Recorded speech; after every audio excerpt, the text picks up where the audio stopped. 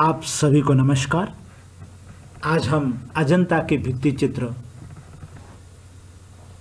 यानी बोधकालीन कला पर चर्चा करते हैं।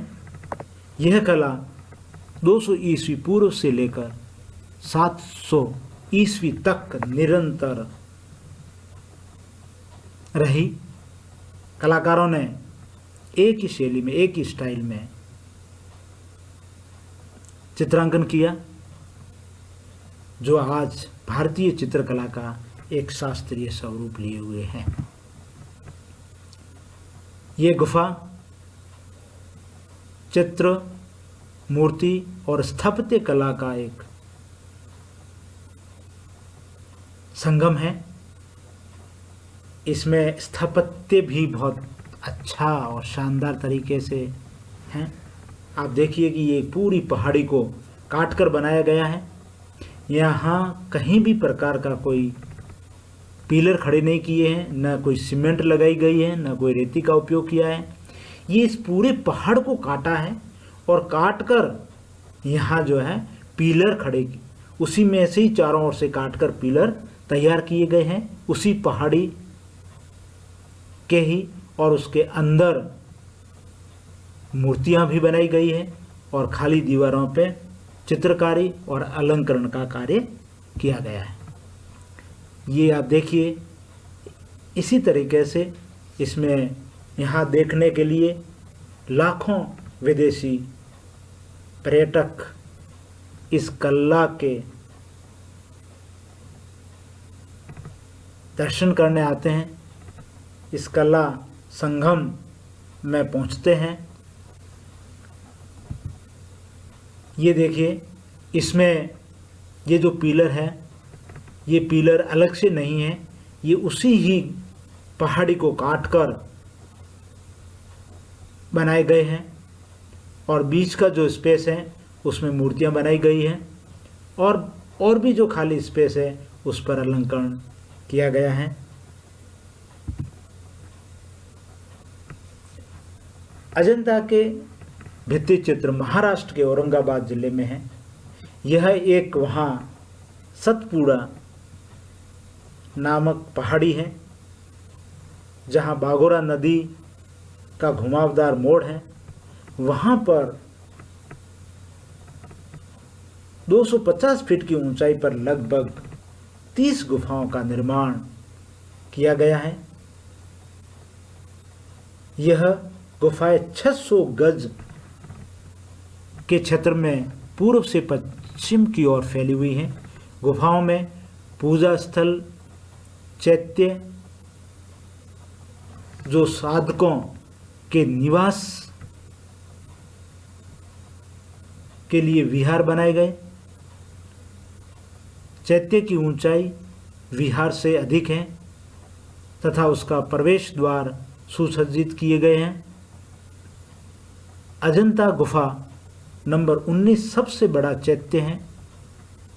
इन गुफाओं में 5 चैत्य तथा शेष सभी विहार हैं, जिसमें गुफा नंबर 16 सबसे बड़ा विहार है।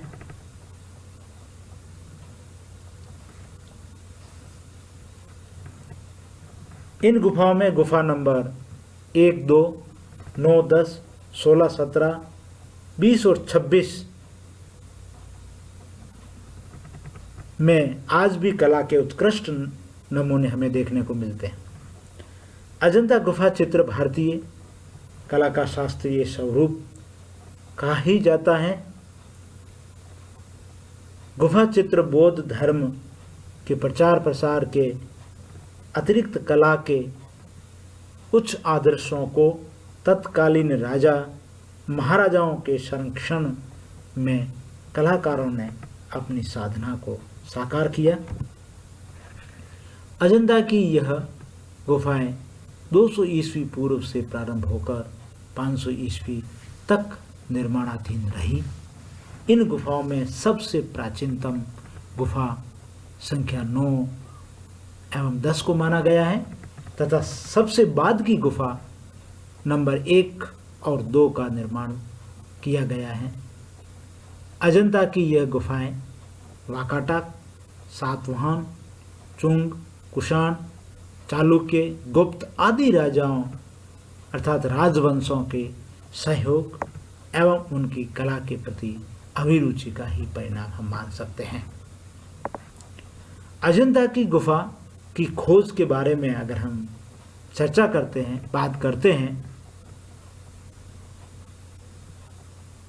अजंता की गुफा की खोज का श्रेय 1819 में मद्रास रेजिडेंस के सैनिकों को जाता है, जो मार्ग भटक जाने के कारण अनायास उस कला स्थल पर पहुंच जाते हैं और 1824 में लेफ्टिनेंट जेम्स अलेक्जेंडर ने इन गुफाओं के ऊपर शोध पत्र लिखकर रॉयल सोसाइटी ऑफ लंदन में प्रकाशित कराया। ये देखिए, ये गुफा नंबर 1 है, जिसमें आप देख रहे हैं कि आगे पिलर हैं और बीच में भगवान बुद्ध को बनाया गया है और साइडों की दीवारों में चित्रकारी की गई है। ये चित्रकारी एक विशेष तकनीक के अंतर्गत की गई है, जो आज भी स्थायित्व लिए हुए हैं, आज भी हमें देखने को मिलती है।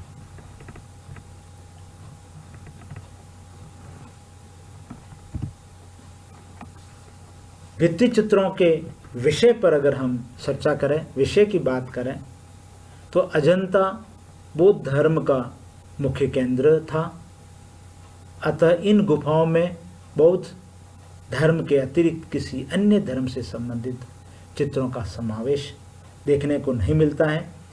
भगवान बुद्ध के उपदेशों के प्रसार के लिए अजंता के कलाकारों ने चित्रकला एवं मूर्तिकला का सहारा लिया, उसे अपनाया।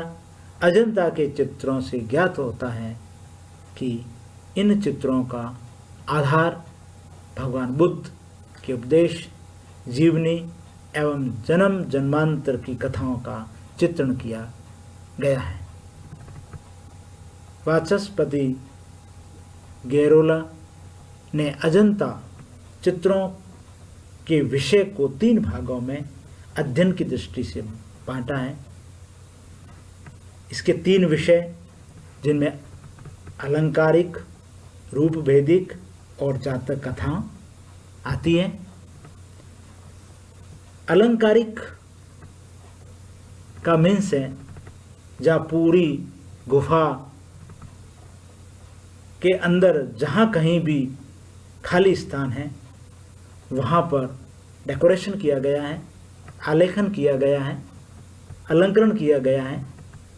यह अलंकरण फूल पत्तियाँ, कमल दल, लताओं आदि के साथ साथ वृक्ष, पशु पक्षी आदि को उसमें चित्रित यहाँ उकेरे गए हैं।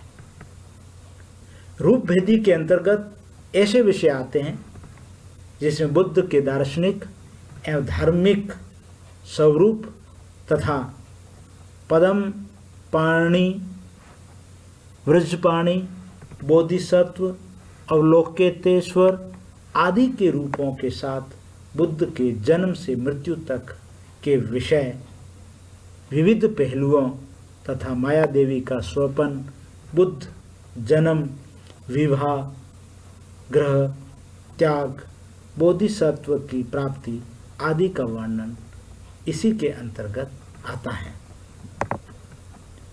जातक कथाएं, जातक कथाएं जिनमें भगवान बुद्ध ने गौतम बुद्ध से पूर्व समय पर के विभिन्न रूपों को, पृथ्वी पर जन्म लेने की घटनाओं को अंकित किया गया है। जैसे जातक कथा, जिसे जातक कथा कहा जाता है। जातक कथाओं का चित्रण बहुत अधिक से अधिक देखने में मिलता है। जैसे कि हम अलंकरण की बात की थी, 3 विषय हैं, उनमें अलंकरण आप ये देखिए, इस गुफा का कोई ऐसा स्थान नहीं होगा जिस पर अलंकरण नहीं किया गया है। कहीं मूर्तियों के द्वारा किया गया है उकेर कर, तो कहीं चित्रकारी के द्वारा तुली का संचालन के माध्यम से, रंगों के माध्यम से उसको खूबसूरत और उसको सजीव बनाने का प्रयास किया गया है। ये भी अलंकरण है, इन्हीं गुफाओं के अंदर इस तरीके का किया गया है।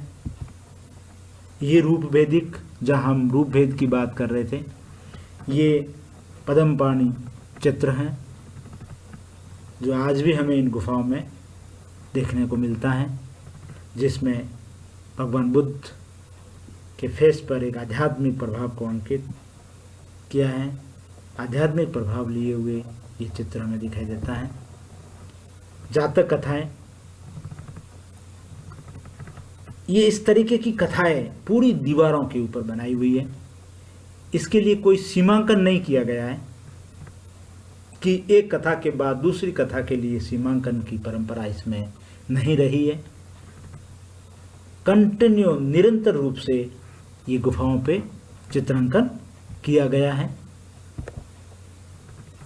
धन्यवाद। आज हम यहीं समाप्त करते हैं। आगे हम विस्तार से प्रत्येक गुफा का अध्ययन करेंगे।